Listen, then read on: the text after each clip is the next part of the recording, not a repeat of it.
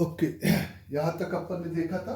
अच्छा, इसमें एक और स्टेटमेंट, क्योंकि ये एक्सटर्नल एंगल और ये इंटरनल एंगल बाइसेक्टर है, तो अगर हम कहें कि if a ray is incident from one of the focus and strike the ellipse and reflected through the ellipse, तो it's always be passes through the another focus.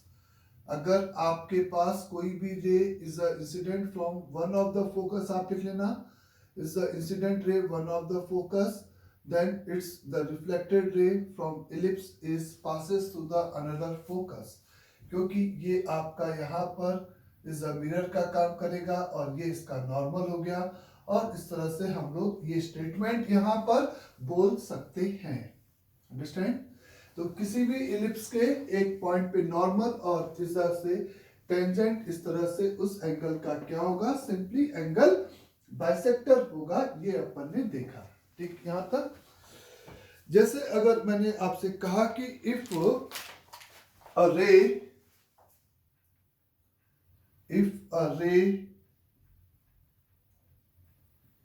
The emanating from the point -4, 0 is the incident on ellipse 9x square plus 25 of y square is equal to 225 with the abscissa is 3, then find the equation of the reflected ray। तो अगर आपसे ये कहा जा रहा है कि एक रे है जो कि -4, 0 से इस तरह से क्या हुई है, इंसिडेंट हुई है, और इलिप्स से रिफ्लेक्टेड होने के बाद और किस पॉइंट पे जाके टकराई है जिसका एब्सिसा इज 3 है, तो find the equation of the reflected ray. तो जैसा कि आप देख सकते हो कि द गिवन इलिप्स आपको गिवन है x² upon 25 plus the y² upon 16 is a 9 is equal to 1, और इस इलिप्स के लिए इज अ माइनस का 4, 0 is a one of the focus of that ellipse है। अगर आप ए ही निकालोगे तो माइनस का 4, 0 और अनदर फोकस विल बी 4, 0। इस यहां से एक रे इस तरह से इंसिडेंट हुई है और इससे रिफ्लेक्ट हुई है, और आपको इसी लाइन की इक्वेशन चाहिए। ऑब्वियस है ऐसी दो लाइंस होंगी, क्योंकि आपको इस स्ट्राइक पॉइंट का एक्स कोऑर्डिनेट दे रखा है, तो वो इस तरह से नीचे भी स्ट्राइक कर सकती है और इस तरीके से पास हो सकती है। तो कोई भी पहले आप इसका आंसर निकाल दोगे तो इसके लिए y को -y से, क्योंकि इस लाइन का y इंटरसेप्ट सिंपल -y हो जाएगा। तो x कोऑर्डिनेट आपको 3 दे रखा है, तो x की जगह पे आपने 3 रखा, तो 3 स्क्वायर यानी कि 9/25 plus y² upon 9 is equal to 1, तो y² upon 9 is equate with the 16/25, तो y is equal to plus minus का 12/5। तो इसका मतलब इस वाले पॉइंट का जो कोऑर्डिनेट हो गया वो 3, 12 डिवाइडेड बाई 5 हो गया। तो यहां पे अगर आपको रिफ्लेक्टेड रे की इक्वेशन चाहिए, तो reflected ray is emanating from -4, 0 is incident on ellipse whose abscissa is 3। तो सिंपल आपको यहाँ पर ये कॉन्सेप्ट पता है कि इस पॉइंट से जाने वाली, इस पॉइंट से निकलने वाली रे इलिप्स से टकराकर इस पॉइंट से पास करेगी, तो आपको इन दो पॉइंट्स को मिलाने वाली लाइन की इक्वेशन चाहिए। तो one of the slope of the required line is 12/5/3 - 4 minus का 1 यानी कि माइनस का 12/5। तो आपके पास आंसर हो जाएगा सिंपल, यहाँ पर 5 का इज 12 का x प्लस 5 का y is equate with is passing through the point 4,0, तो आपका सिंपल आंसर 12,448 ये उस लाइन की इक्वेशन हो जाएगी। आइदर दिस, और अगर नीचे वाले पॉइंट से इस तरह से टकरा के रिफ्लेक्ट हो रहा है तो उसका इक्वेशन हो जाएगा 12x माइनस का 5y इज इक्वल टू 48। तो ये आंसर आपको यहाँ पर इस प्रॉब्लम में सिंपल कैलकुलेट करना था। तो आपको ये कॉन्सेप्ट पता था कि इज अ फोकस से, पर्टिकुलरली फोकस से अगर इज एमिनेट होगी तो टकरा कर दूसरे फोकस से पास करेगी। ये सीधे सीधे आपने कॉन्सेप्ट लगा दिया और इससे आपने सिंपल रिफ्लेक्टेड रे की यहाँ पर क्या निकाल लिया, इक्वेशन को फाइंड आउट कर लिया। अंडरस्टैंड सबको यहाँ तक अच्छे से? फिर अगर अपन आगे बात करते हैं, जैसे मैंने कहा कि वन मोर प्रॉब्लम, इफ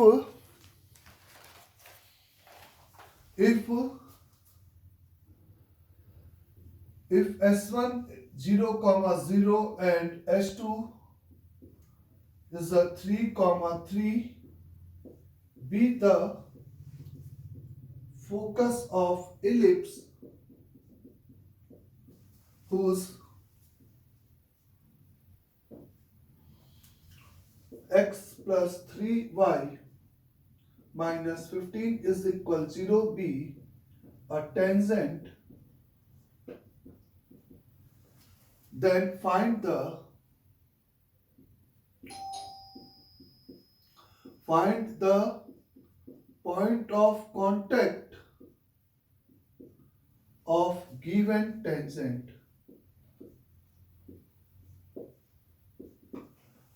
अगर ये दोनों फोकस है और ये गिवन लाइन उस इलिप्स की सिंपल टेंजेंट है तो आपको उस पॉइंट का कोऑर्डिनेट चाहिए। इस तरीके का क्वेश्चन है।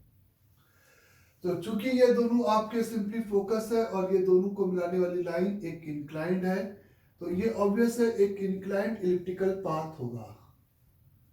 और वो इंक्लाइंड इलिप्टिकल पाथ कुछ साथ में ऐसा भी है जो कि इस तरह से, ये इसकी एक सिंपली टेंजेंट लाइन है। इस तरह से x प्लस का 3y माइनस का 15 इज इक्वल टू 0 इसकी टेंजेंट है और इसी का ये पॉइंट P हमें यहां पर निकालना है। तो यहां पर ये एक S1 है और ये एक S2 है, इसका फोकस हमें पता है। फिर से सेम कॉन्सेप्ट अगर सोचा जाए कि अगर कोई भी रे इस पॉइंट से इंसिडेंट होगी और इस पर्टिकुलर पॉइंट से टकरा के अगर रिफ्लेक्ट करेगी तो वो इसके दूसरे फोकस से पास करेगी। तो P को कैलकुलेट करने के लिए हम ऐसा नहीं करेंगे कि इस पे अल्फा कॉमा दिस और इससे और इसका ये पॉइंट आपका पॉइंट ऑफ इंसिडेंट हो जाए। ऐसा भी कर सकते हैं कि सिंपल आप यहाँ पर इस पॉइंट का कोऑर्डिनेट और फिर इसके साथ एंगल और इसके साथ एंगल सेम कर सकते हो।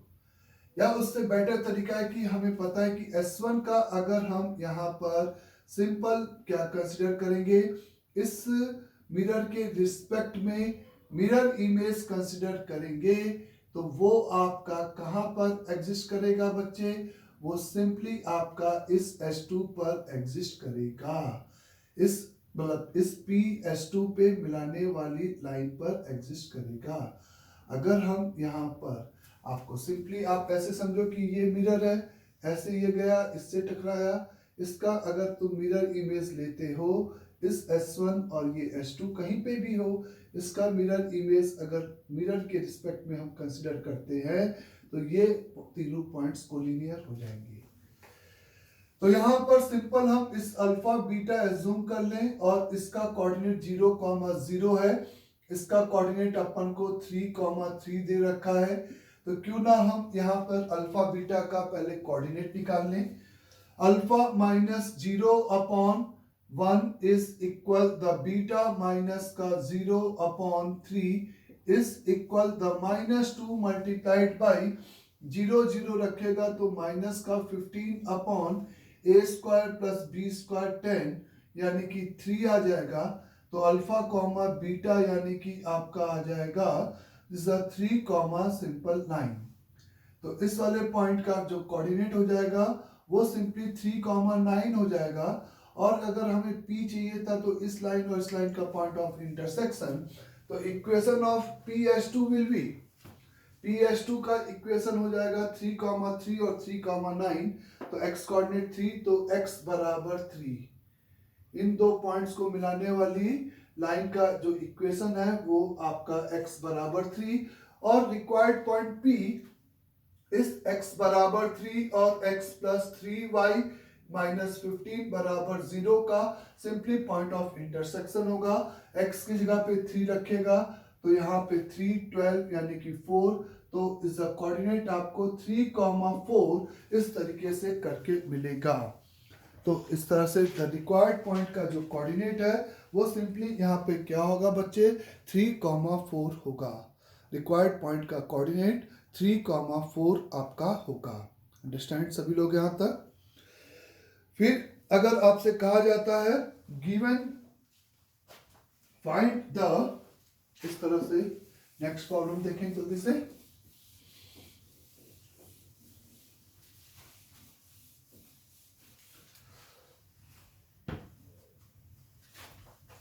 Find the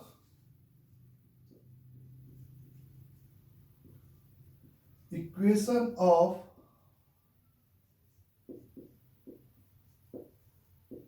the largest circle with center 1,0 that can be inscribed in ellipse x square plus 4y square is equal to 16। उस सर्कल की इक्वेशन बताना है जो कि इसके अंदर इंस्क्राइब किया गया है इस तरीके से, और जिसका इज द सेंटर 1,0 है और लार्जेस्ट यानी कि इस तरह से। आपको इलिप्स की इक्वेशन दे रखी है x square upon 16 is the plus y square upon 4 is equal to 1। ये आपके पास जो इलिप्टिकल पाथ है ये ऐसा है। इस इलिप्टिकल पाथ का जो सेंटर है वो 1,0 है। इसको सेंटर मान के अगर आप यहाँ पे रेडियस इस तरह से बढ़ाते जाओगे तो एक पर्टिकुलर टाइम आएगा जब वो इसकी सर्कमफेरेंस को क्या कर जाएगा, टच कर जाएगा।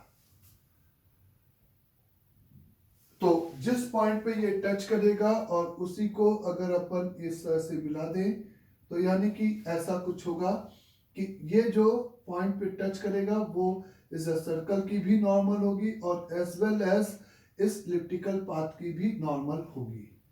और चूंकि ये पॉइंट एक्स एक्सिस पर है और ये फिगर एक्स एक्सिस के अबाउट सिमेट्रिक है, तो जैसे ही एक पॉइंट ऊपर मिलेगा वैसे ही एक पॉइंट नीचे भी मिलेगा। तो रेडियस निकालने के लिए सिंपल हम इस पॉइंट का कोऑर्डिनेट निकाल लें जहां पे नॉन नॉर्मल इस पॉइंट से क्या हो जाए, पासेस थ्रू। तो नॉर्मल की इक्वेशन एक ax का cos थीटा यानी कि 4x का sec थीटा माइनस 2y का cosec theta is equate with a square minus b square यानी कि 12। इसी को सिंपल 1,0 से सेटिस्फाइड कर दें तो 4 का sec theta is equal to the 12, तो cos theta is equate with 1/3। तो एक पर्टिकुलर थीटा ऐसा एग्जिस्ट कर रहा है जिसके लिए, और थीटा मतलब पैरामेट्रिक एंगल, तो इस तरह से आप बोल सकते हो। तो cos थीटा आपका 1/3 है, जैसा कि आपके पास जो पॉइंट का कोऑर्डिनेट हो जाएगा, इसका मतलब a का cos थीटा यानी कि 4 का cos थीटा यानी कि 4/3 कॉमा 2 का sin थीटा, तो 2 यानी कि 1 माइनस 9 माइनस 1 8 2√2, तो 2 इंटू 2√2 डिवाइडेड बाई 3, ये इस वाले पॉइंट का कोऑर्डिनेट हो जाएगा। 4 डिवाइडेड बाई 3 कॉमा माइनस का 2 इंटू 2√2 डिवाइडेड बाई 3 इस वाले पॉइंट का कोऑर्डिनेट हो जाएगा कुछ इस तरीके से।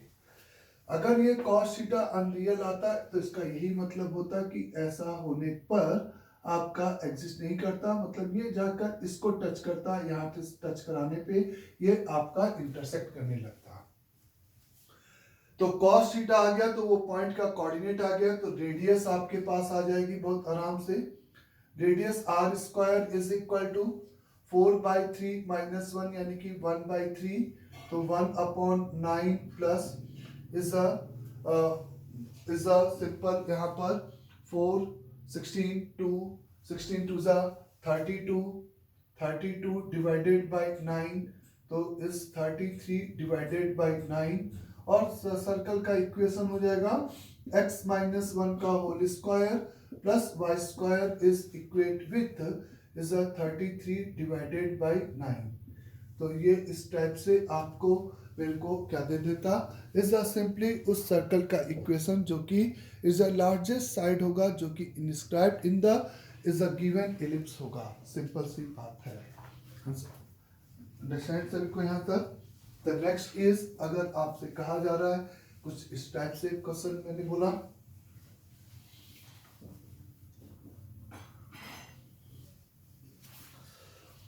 if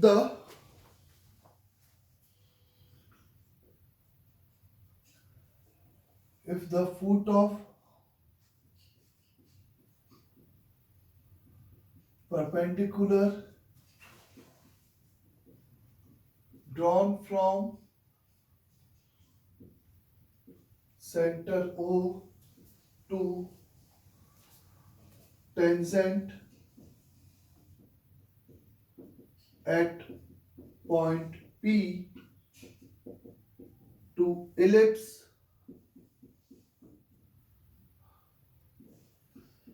x square upon a square plus y square upon b square is equal to 1 is point Q.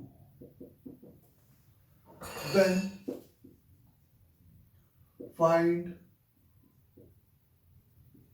maximum area of triangle OPQ. इस गिवन एलिप्स पर एक टेंजेंट कंसीडर किया गया है। क्वेश्चन अपने आप अटेम्प्ट कर लेना। इस तरह से आपको एक इलिप्टिकल पाथ है, इस पर एक इस तरह से आपके पास टेंजेंट ड्रॉ की गई है किसी भी पॉइंट P पर, और ये foot of perpendicular from centre origin is Q है, और सिंपल हमें इसी ट्रायंगल का क्या चाहिए, इस एरिया को मैक्सिमाइज करना है। तो find the maximum area of this triangle निकालना है। तो चूंकि ये एक राइट एंगल ट्रायंगल है तो हाफ बेस इनटू हाइट होगा। इज हाइट यानी कि सेंटर से इज द टेंजेंट पे परपेंडिकुलर डिस्टेंस, तो वो डिस्टेंस फॉर्मूला हम आराम से लिख सकते हैं। बेस PQ के लिए आपको यहाँ पर सबसे पहले foot of perpendicular on tangent लिखना होगा, फिर उसका P से डिस्टेंस लिखना होगा। इसी को अगर मैं थोड़ा सा इस तरह से कंस्ट्रक्ट कर दूं कि इस पर यहाँ पर एक नॉर्मल कंसीडर कर लूं, तो इस ओरिजिन से नॉर्मल पे जो परपेंडिकुलर डिस्टेंस होगा वही आपका PQ के बराबर होगा, वही आपका PQ के बराबर होगा। मैंने यहाँ पे ये 90 डिग्री, तो यहाँ पे सिंपल इस तरीके से मैंने इस नॉर्मल कंसीडर करके PQ लेंथ निकालने के लिए दूसरा तरीका अप्लाई किया कि P पर इस फिगर में नॉर्मल लिखा और O से उसका परपेंडिकुलर डिस्टेंस लिख दिया। ये बात समझ में आई सभी को अच्छे से। तो P पे OQ की वैल्यू निकालने के लिए टेंजेंट की इक्वेशन x अपॉन a का sec theta is a minus plus y upon b not sec is a simple cos theta is a plus y upon b into sin theta is equal to 1। ये simple आपकी tangent की equation होगी। 0,0 से perpendicular distance यानी कि OQ आ जाएगा, OQ यानी कि हो जाएगा 1 upon under root over simply cos square theta upon a square plus sine square theta upon b square, OQ आ जाएगा। सिमिलरली PQ आ जाएगा, PQ यानी कि ओरिजिन से इसके नॉर्मल पे परपेंडिकुलर डिस्टेंस, तो नॉर्मल की इक्वेशन लिखा मैंने इस ax का simply sec theta minus by का cosec theta is equate with a square minus b square. तो 0,0 से इसका परपेंडिकुलर डिस्टेंस यानी कि a square minus b square upon under root over a square into sec square theta plus b square into cosec square theta ऐसा आएगा। तो area of a triangle आप लिख सकते हो is a half into base into height.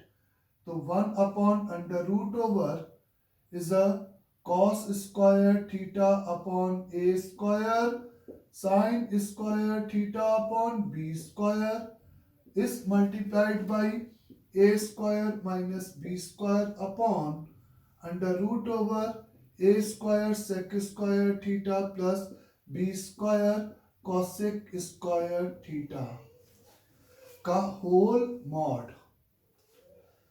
तो delta is equate with half into mod over a square minus b square upon under root over, इसको इससे मल्टीप्लाई करेगा तो कॉस से मर जाएगा, ए स्क्वायर 1 आएगा, इसको इससे करेगा तो 1 आएगा, तो 2 प्लस इसको इससे जब करेगा तो यहाँ पे तेरे को मिलेगा B square upon a square, B square upon a square cot square theta, और जब ये इससे मल्टीप्लाई होगा अंडर रूट के अंदर तो अपन को मिलेगा a square upon b square into tan square theta. इस तरीके से मिलेगा, मॉड ले चुके हैं।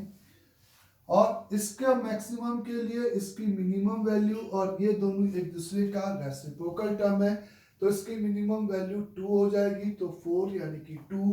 तो delta maximum is equate with, delta maximum is equate with is simply यहाँ पे आ जाएगा is the mod over a square minus b square divided by is the 2 plus 2 4, 4 का अंडर रूट 2, तो डिवाइडेड बाई 4 हो जाएगा। तो delta maximum is equal to, इस तरीके से आपको फाइंड आउट होगा, और यही आपको यहाँ पर सिंपली कैलकुलेट करना था। अंडरस्टैंड सबको?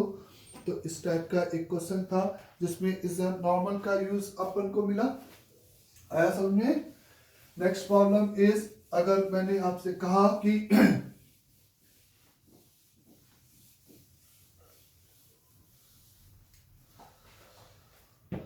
if the tangent is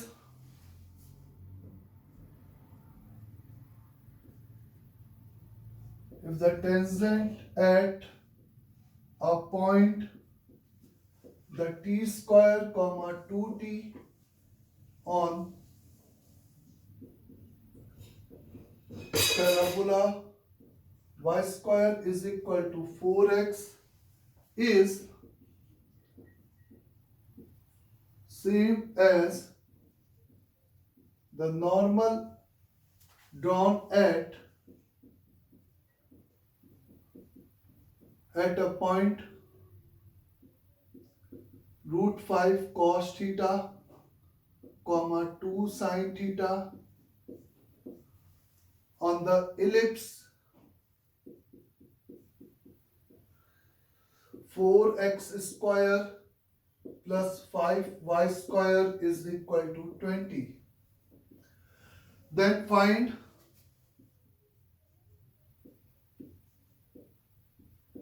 t and theta. अगर इस पैराबोला पे जो ड्रॉन टेंजेंट है वो उस इलिप्स की नॉर्मल है, तो आपको यहाँ पर उस पे पॉइंट ऑफ कांटेक्ट टी और थीटा के पैरामीटर इस तरीके से कैलकुलेट करने की जरूरत है। Understand question? तो यहाँ पर आपको कहा गया है कि एक simple parabola y square is equal to 4x है और एक इलिप्टिकल पाथ है, इसकी जो टेंजेंट है वो यहाँ पर इसके पास क्या है, नॉर्मल। तो इस पॉइंट पे टेंजेंट की इक्वेशन आपको पता है, सिंपल आप क्या करते हो, is a t y is equate with x plus is a t square, ये इक्वेशन। और उस पॉइंट पर वो पॉइंट इस इलिप्स का पैरामेट्रिक फॉर्म है। अगर आप देखो तो ये पॉइंट जो आप दे रखा है वो इस इलिप्स का पैरामेट्रिक फॉर्म है। तो सिंपल आप कह सकते हो इज अ ax यानी कि √5 का इज अ x का cos sec theta is a minus is a √2 का इज अ 4 होगा बच्चे, ये शायद मेरे ख्याल से है ना 4 होगा, तब 2 आएगा तो √2 नहीं 2 ही आएगा। 2y का cosec theta is equate with a square minus b square यानी कि 1 सेकेंड इक्वेशन।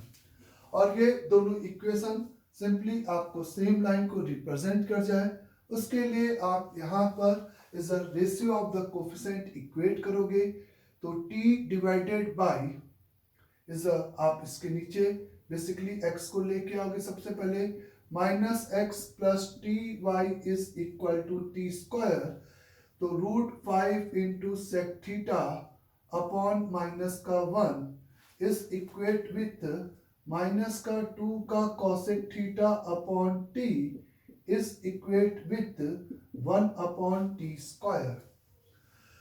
यहां से हम लोग बोल सकते हैं कॉसेक थीटा यानी कि 1 अपॉन कॉस थीटा, तो cos theta is equate with is the cos theta minus का √5 into T square. The sine theta is equate with is a t बराबर 0 तो नहीं हो सकता क्योंकि t बराबर 0 यानी कि इस पॉइंट पे जो डॉन टेंजेंट है, सॉरी एक तो t बराबर 0 इस पॉइंट पे पैराबोला की जो डॉन टेंजेंट है वो इलिप्स की नॉर्मल है, दिख रहा है। तो क्योंकि t कैंसिल किया इसलिए वो बात आई सामने, तो sine theta is equate with is a minus का t डिवाइडेड बाय 2, ये आएगा sine theta is equal minus का t डिवाइडेड बाय 2। तो यहाँ पे आप मेरे से बोल सकते हो कि सिंपली क्या हो जाएगा, दोनों को स्क्वायरिंग करके ऐड करोगे तो t की पावर 4 इंटू 5t की पावर 4 ऐसा लिखो plus is a t square divided by 4 is equal to 1 ऐसे लिखेंगे हम लोग। तो 5t की पावर 4 है ना, एक सेकेंड फिर से देख लो, सब सही चल रहा था। Is a cosec theta 5 square is a sine theta आपका t 2t, ये आपका 2t आएगा, एक गलती ये हुई है मेरे से यहाँ पे, ये 2t आएगा तो ये 4t स्क्वायर आएगा बच्चे। तो 5t स्क्वायर प्लस 5t की power 4 is a plus 4t square और minus 1 is equal to the 0। तो यहाँ पे आप मेरे से बोल सकते हो कि 5t की power 4 plus 5t square minus का t स्क्वायर माइनस का 1 is equal to the 0। t square is equate with 1 upon 5, तो t is equate with plus और माइनस 1 अपॉन √5, तो t is equate with 1 upon √5 हो जाएगा। इस तरह से देखें, सही है। तो नाउ तो cos थीटा और sin थीटा इस तरीके से आएंगे, तो cos theta is equate with उस केस में कितना 1 अपॉन 5 हो जाएगा माइनस का 1 upon √5 and the sin theta is equate with minus है तो इज अ प्लस माइनस का सिंपली प्लस माइनस का सिंपली यहाँ पर क्या आ जाएगा इज अ 2 अपॉन √5। क्लियर बच्चे, तो 2 अपॉन √5, तो इसका कहने का मतलब कि वो पॉइंट आपका इस तरीके से किस में होगा, cos थीटा निगेटिव, तो आपका थर्ड एंड फोर्थ क्वाड्रेंट में होगा जिसमें जो ड्रॉन टेंजेंट है इस तरीके से यहाँ पे नॉर्मल होगी और सिमेट्रिसिटी से इस पे ड्रॉन टेंजेंट यहाँ पे नॉर्मल होगी। और एक और होगा t बराबर 0 और थीटा बराबर 90 डिग्री जो कि वर्टिकल लाइन के रिस्पेक्ट में आएगा। इस तरीके से इस पैराबोला पे जो ड्रॉन टेंजेंट है वो भी इस इलिप्टिकल पाथ की क्या हो जाएगी, सिंपल नॉर्मल होगी। सिंपल यहाँ पर वो भी एक क्या होगी, नॉर्मल होगी। अंडरस्टैंड यहाँ तक सभी को अच्छे से। तो इस टाइप से हमें कंपेयर करना था, एक ही लाइन दो जगह पे अलग अलग नाम से थी, पैराबोला की टेंजेंट थी और इज अ सिंपल इलिप्स की नॉर्मल थी। ओके।